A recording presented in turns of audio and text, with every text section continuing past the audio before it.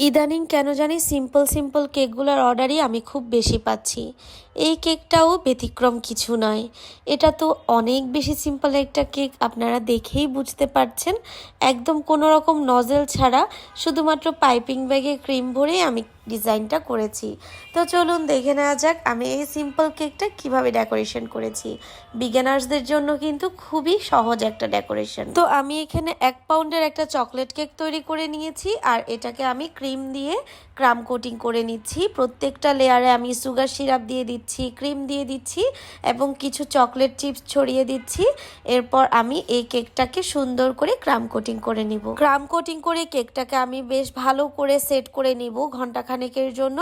এরপর আমি main cream দিয়ে কাভার করে নিব কেকটাকে। এটা সিম্পল একটা কেক হলেও এটার ডিজাইনটা ছিল কাস্টমাইজড কেক। কাস্টমার নিজেই আমাকে পছন্দ করে ছবি দিয়েছিল, তো কাস্টমারের পছন্দ অনুযায়ী কাস্টমারের দেওয়া ছবিটা দেখে দেখেই আমি কেকটার কাজ করছি। সো সেই ছবি মোতাবেকই এই কেকের উপরের বেসটা ছিল হোয়াইট কালারের ক্রিম দিয়ে, তাই আমি এটাকে হোয়াইট কালারের ক্রিম দিয়েই কাভার করে নিচ্ছি।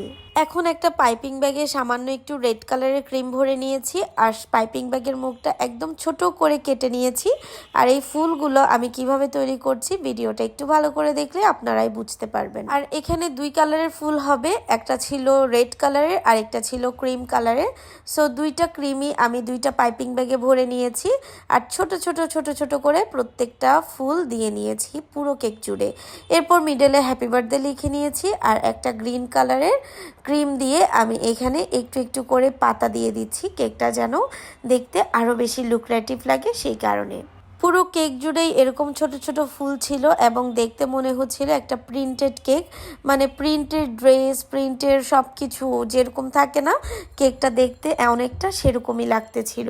আমার তো বেশ অনেক ভালো লেগেছে এই সিম্পল ডিজাইনটা।